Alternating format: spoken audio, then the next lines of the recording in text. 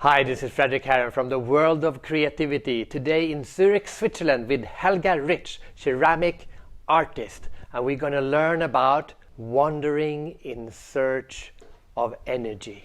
What we can learn about the creative process by making things with our hands.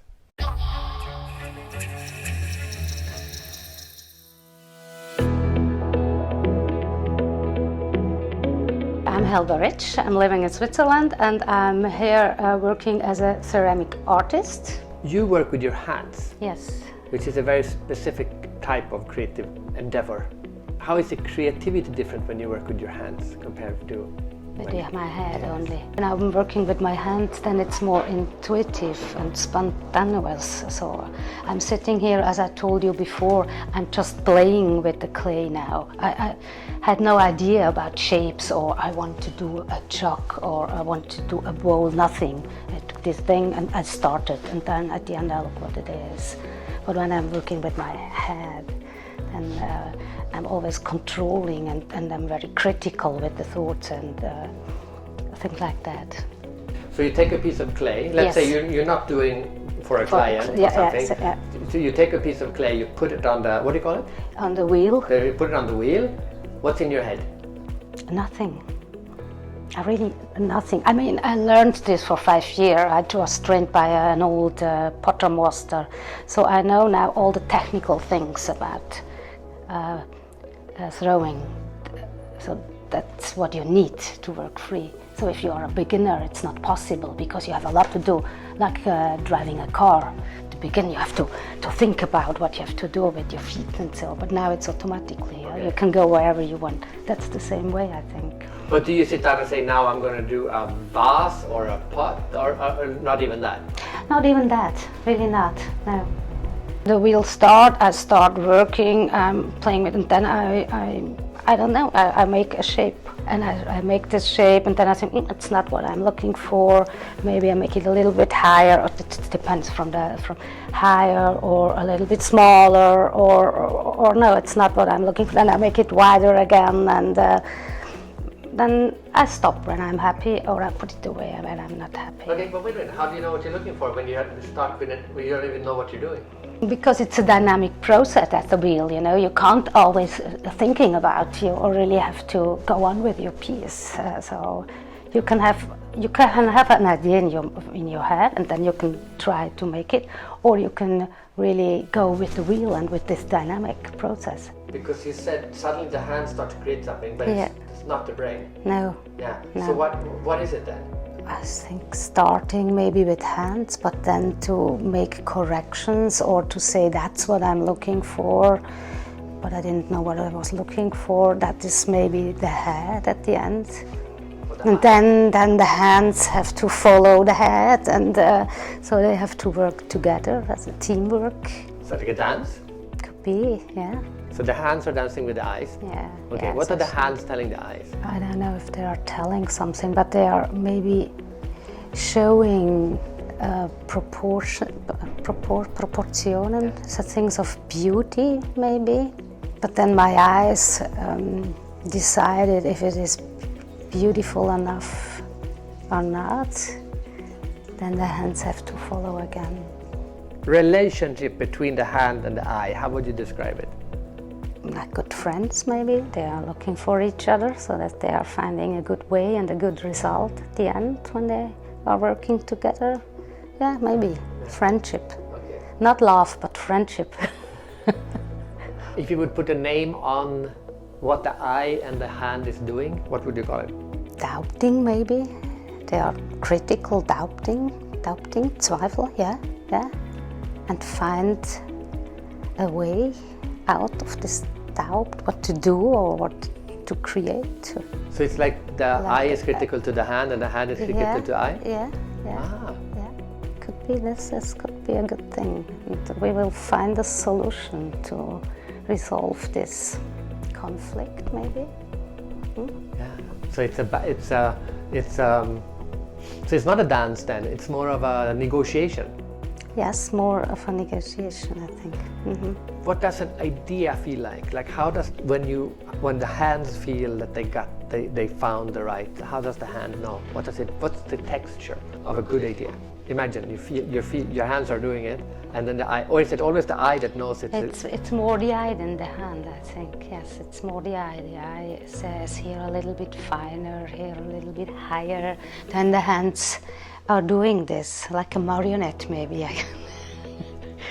Yes, the hands are doing what my eyes are telling them, teaching them maybe.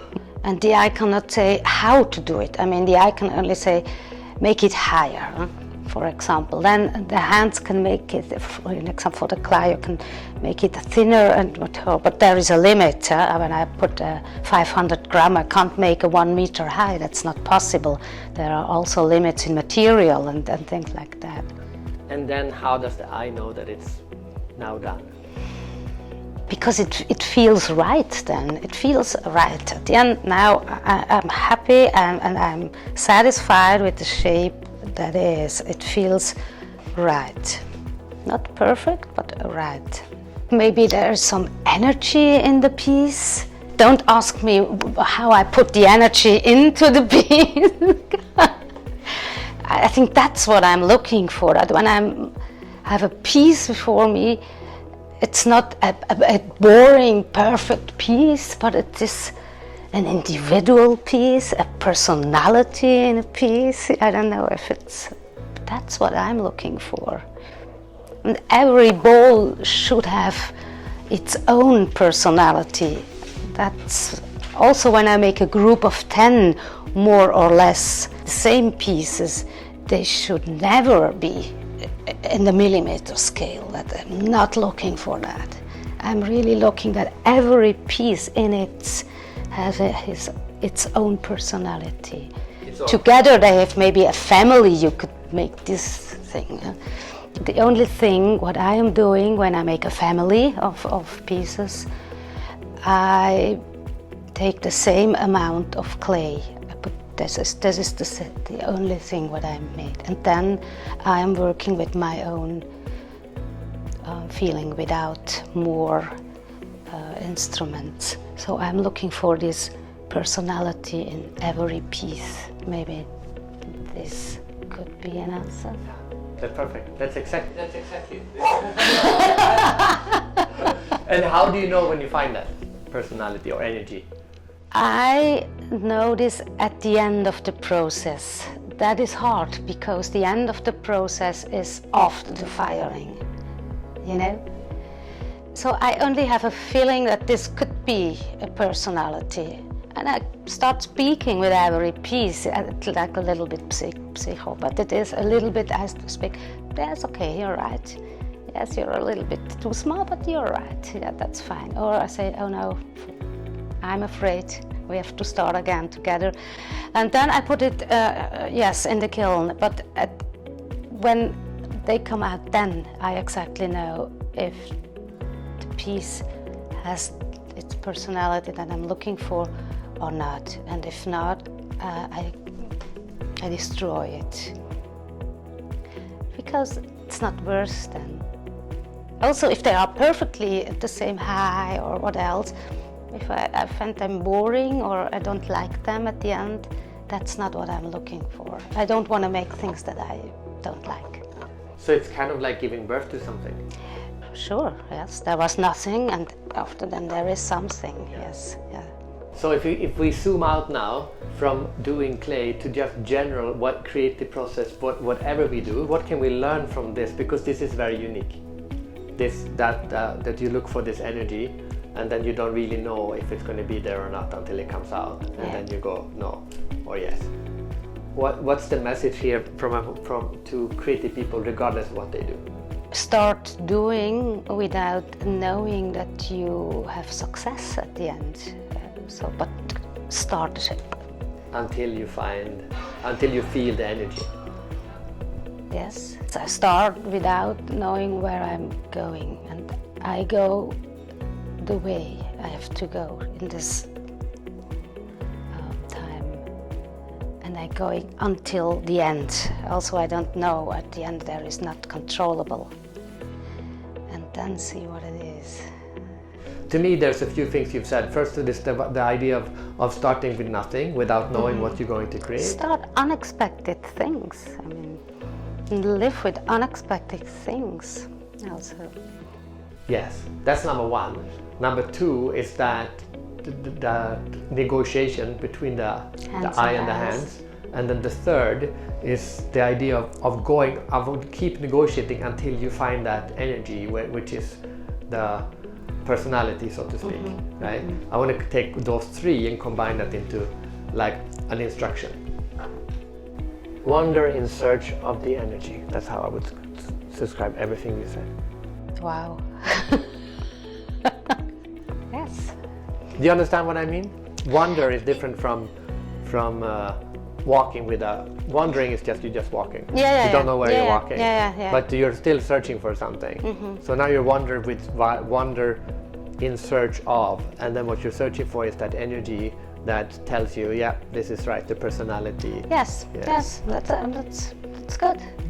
And it is like that. I'm really looking for this energy, but I don't know where this energy really is. Yes, I'm a wanderer in search of energy. So I don't need a picture from Instagram to make it or things like that. So that's what I'm wondering. If I see something copying, I say, why are you doing this if you are only copying? I mean, that's not interesting. Then I will make something That's following a map. Yeah, that's following a tourist map. Yeah, that's a pity for your time, for the material, for everything. Wandering in search of these energies, also this playing around, playing like a child maybe. They're sitting there and make nothing. I mean, they have no idea of production or prices or things like that.